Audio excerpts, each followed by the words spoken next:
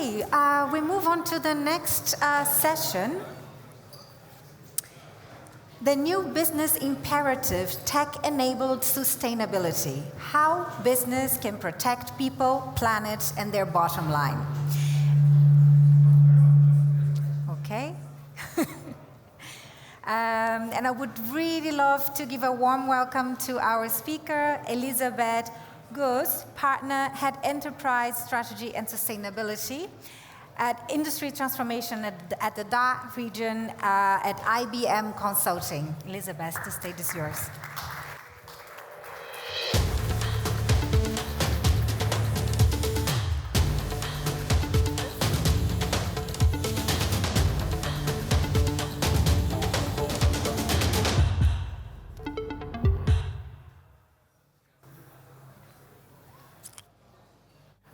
Hello, everyone. Good morning.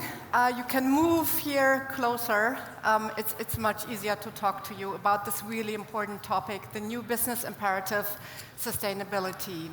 So what I will share with you this morning is a quick view on our latest data on the view of CEOs on sustainability, because there is something happening, quite a dramatic shift in the view and in the actions.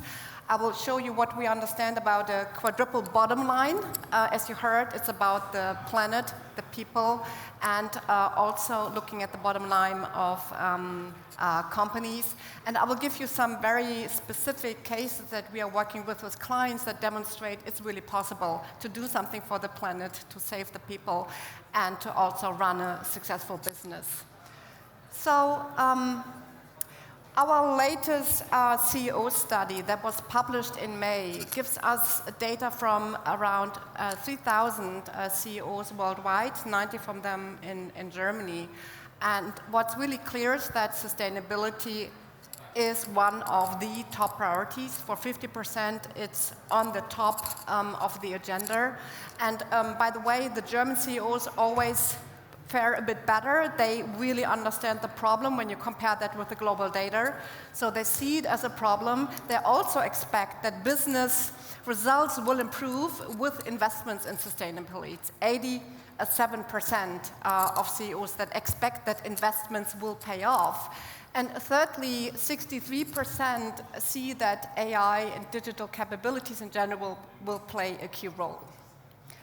As you all know, we are not moving at the speed as we need to, right? So all this data, IBM research gets this data together, but many other companies have the data. And you, as probably very aware citizens and company owners or employees or fathers and mothers, you know we are not moving fast enough.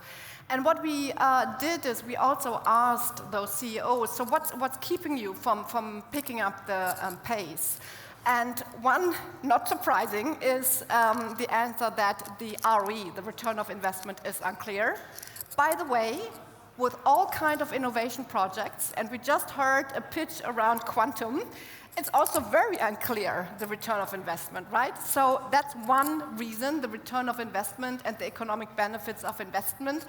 It's 57% which say that's a big hurdle. And the lack of insights from data, it's 44%. Regulatory barriers and technological barriers that are the main hurdles. All of this, I know, is probably not a surprise to you. What I found shocking, though, is that in a study also by our Institute of Business Value this year showed that almost all companies have a sustainability strategy in place. It's like over 90%, especially in the European area. Only 13% really have taken steps towards action. And this data maps with our experience working with companies. For many different reasons, they are not getting the pace that they need towards their strategy. And we believe that what we need to do is we need to help companies, but also government organizations and nonprofits to really address specifically that it's viable, it's doable to move towards sustainability and to have a really strong impact based on reliable data. proven data. So I know right now there's a lot of talk about greenwashing, and we say every impact has to be measured and has to be validated by data and supported by data. So we focus with everything we do on 3 dimensions. One is obviously the planet. As you all know, we live on a planet with finite resources, and there will not be any business on a broken planet. So a lot of our work focusing on helping clients to move much faster with their decarbonization. Because when we talk about planet, and rightly so, there's a lot of discussion about global warming, obviously, and CO2 as one of the key greenhouse gas contributing to that. But what does it mean specifically for companies? Again, they all have a strategy in place. They commit to 2025, 2030, reaching their target. So our work is a lot around helping them, for example, to decarbonize the supply chain. 80% of all carbon emissions are within the supply chain, but most companies don't even know where the biggest emissions in their supply chain are coming from. So it's really a lot of work around transparency and traceability along the supply chain, and using our blockchain and data AI capabilities to support clients with that. Again, there's a big data challenge here, obviously, especially when we talk about Scope 3 emissions. You know, that's all like, for example, everyone who traveled here for government or non-profit organization or business company. All this travel obviously produces carbon emission, and that's that's a Scope 3 carbon emission part. So we really try to help companies to get clarity on all the aspects of the carbon emission in the supply chain. But number 2, there's a lot of focus on companies, obviously, big producing companies, big transportation companies, and there hasn't been so much discussion about cities, right? And we know that over 80% of all carbon emissions, contribution to global warming, are produced by cities, which means that a lot of our work is now also building public-private partnerships with cities, and we help the city of Copenhagen, for example, to build a flex platform, an energy flex platform with non-profit, profit, and company organizations, so that they better balance their energy consumption and faster move to renewables. And the city of Copenhagen is the first ever city that has stated a carbon neutrality goal, and they're well on track with this platform. And it really includes kindergartens, it includes schools, it includes the big industrial companies as well. So here also a focus on public organization and the responsibility they have. So that's when I just talk about planet, when I just talk about global warming and CO2 emission, definitely a big aspect. We also know that, again, we have finite resources, and we are running in massive scarcity of clean water, clean lands, the acidity of ocean, and the loss of biodiversity. So again, here we work with clients worldwide to, for example, help them better manage their water supplies, to reduce and completely take out fertilizers, for example, by working with prediction on weather patterns, and better monitor when to basically work with their crops. That's one really big topic that we have with a lot of farmers and food-producing companies. We do a lot of work around tracking plastic. We are a big partner of the plastic bank. So plastic and other waste, and obviously pollutants, which is, by the way, a super big topic for all the big global chemical players here in Germany, as you know. So Evonik is a client of us, and we help Evonik basically to really get a grip on their pollutants, and to also help them to work with the data that they have and understand where they need to intervene first to really have an impact. I will come to that a bit later. I want to close, when we look at planet, with one last, I think, really important part, because we are talking about protecting the planet, and part of this is to basically protect what we have, What we need to move into right now as companies and governments and nonprofits is to really build up, so move into net positive. What we mean by that is reforestation, rebuilding coral reefs, basically helping the oceans to develop back into a healthy state. And again, we are doing a lot of work with governments, but also with a private organization to make that happen. And you might have heard about our little Mayflower boat, our first completely AI-driven boat that takes maritime data across the globe and temperatures. So this is a project that we have for the oceans, but for specifically reforestation projects, I just want to say that one big part, because maybe half of you already planted a tree because you did take this flight to Mallorca or wherever. Probably you planted a tree as a special offsetting offer. So you know that a lot of these trees are not really planted. And what we do with our technology, we help not only to plant the trees in the areas where they can really thrive well and capture a lot of carbon, but we also help to make sure that there's transparency if there's really the tree, and connect basically the sponsor, that might be all of you, to basically the tree which is planted, which is a really important topic because we will need to move in much more, as I said, reforestation and rebuilding ocean health. That's on the planet, and you notice that I spoke a lot about the different dimensions of the planet, because again, on a broken planet, there won't be any business and there won't be a place for people. Because we know that by 2030, over 180 million people will be displaced because of climate change. And we're already seeing that. I mean, we are all talking about the corona crisis. We also have an ongoing crisis of people who have to flee basically their countries because of drought. So what are we doing here? We have launched last year a very big program that helps the most vulnerable communities with our expertise, with special funding, along with our partners, to build climate adaptation programs up. And right now we are running sustainable agriculture cohort with about 5 projects worldwide. We are moving into October, the next cohort on energy transition, and it's completely pro bono. And it's worldwide, where we really try to help the most vulnerable to build these strategies up.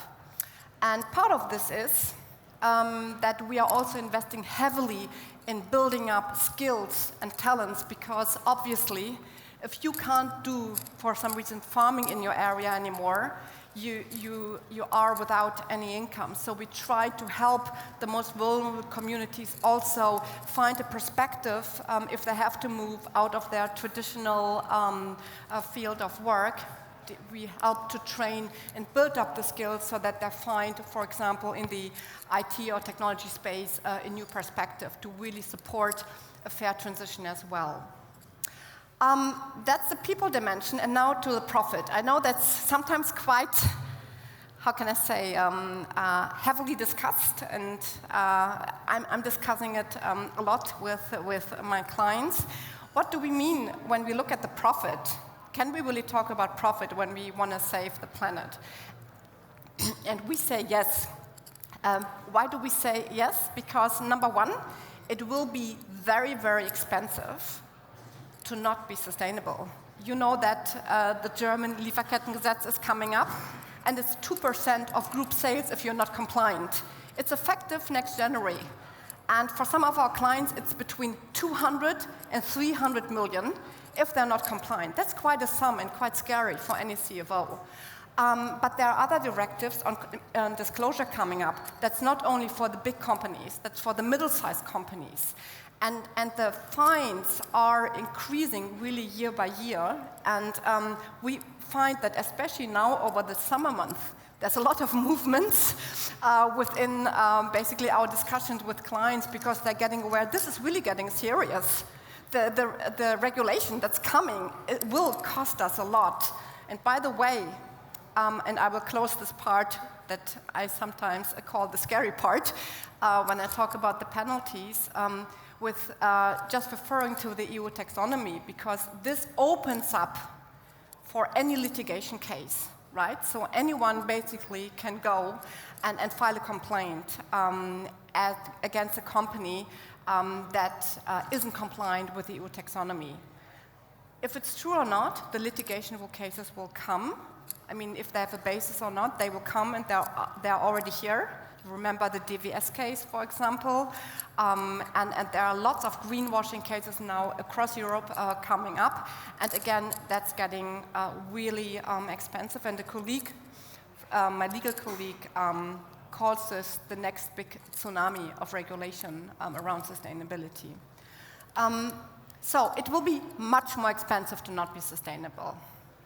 But also, you will miss a lot of opportunities, because what's really changing is, and maybe you're among the ones who already make more cautious decisions, there are more and more customers really demanding sustainable products and services. And over 67% are even willing to pay more for those products if they are backed by truth, basically, by reliable data. And this is why a lot of the work we do is helping clients to understand where is this H&M t-shirt actually coming from. A big project we are doing right now for the UK government supports the fast fashion retailers to trace the cotton that's picked, that the cotton that's basically washed and colored and produced into a t-shirt, to trace this t-shirt back into the shop in London to really give full traceability and transparency, because that's what consumers demand.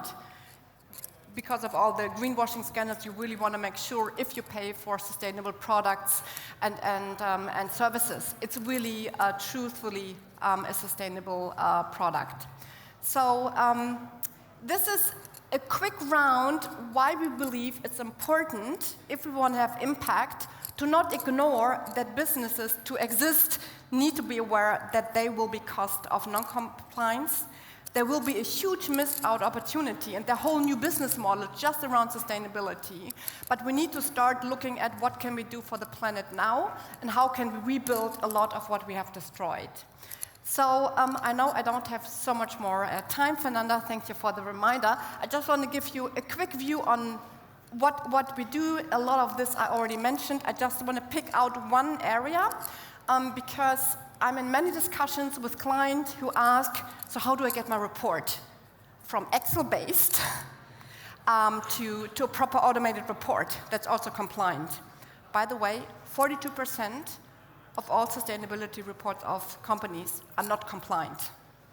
And that's really on the low end. There are even surveys that say it's up to 60 or 70% non-compliant. So a lot of clients come to us and ask us, can you help to build a report?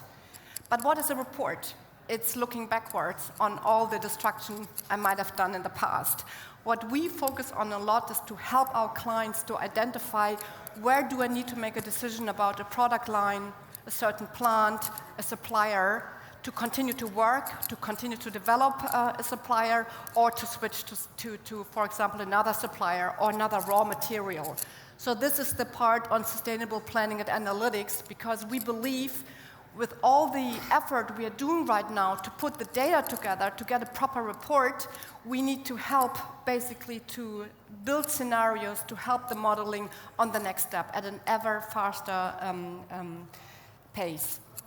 So that's like the overview of what we have as offers. And I just want to before I come to the end, I want to look with you at one project that we have done with Nestle, obviously. And the one with Nestle was a very complicated case, because they asked us if we can help them to, in their procurement, make more informed decisions about the milk suppliers. Anyone here in the room who knows a little bit about sustainability knows. First, it's the beef that we eat, and secondly, the milk that we drink. So they wanted to understand the suppliers that we buy from, what's the carbon footprint? And you can imagine that they source globally from all different kind of suppliers. And this was a very tricky case to get the data from the supplier, to work with the suppliers, to get it validated, and then to build comparisons between the different suppliers. So that now Nestle can go on and work with the suppliers and do smaller and bigger things, like helping them to move to solar panels for their stables, help them move to different types of food, basically, for the cows.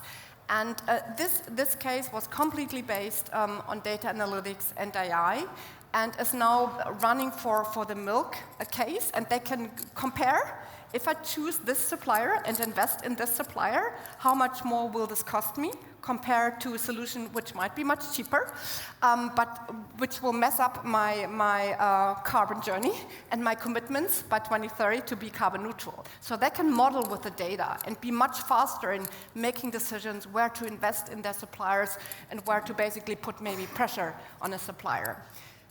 The second one is also a very strong business case, which many of you probably know. It's a big project with the World Bank, the OECD, and HSBC. And what is this project doing? It basically helps to fill the gap, the $7 trillion gap of investment funding in sustainable infrastructure. And I want to close with this because I think if you are, as a consumer, following the news or making decisions in your portfolio on your products, what's happening right now is there are too few projects right now for banks to invest in to basically be compliant with the EU taxonomy. They need to broaden their portfolio and offer green investment objects. And there are not enough. That's why we have such a heavy debate right now, what's green and what's not. This project helps to connect the investors who want to invest in sustainable projects with the projects mainly in Africa. It's startups, it's smaller companies that look for funding, and we help in this platform, again, with the World Bank, OECD, and the HSBC to help connect those. And I'm closing with this because it's very clear that there is enough money to save the planet and ultimately all of us. There is enough money, right? It's not directed always in the right ways, and it's not always basically directed in the ways by making the right decisions. So a lot of what we do is connecting the money to the projects and helping with our IBM research and technology to continuously do research and immediately work with our partners in our strategic alliances and our consulting colleagues with clients to move much faster. And I noticed that we are at the end, and I cannot walk you through all the use cases. I can let you know that we have a big booth downstairs, and there are many of my colleagues doing similar projects. And I would be super thrilled if we could maybe have a little conversation afterwards or contact me directly.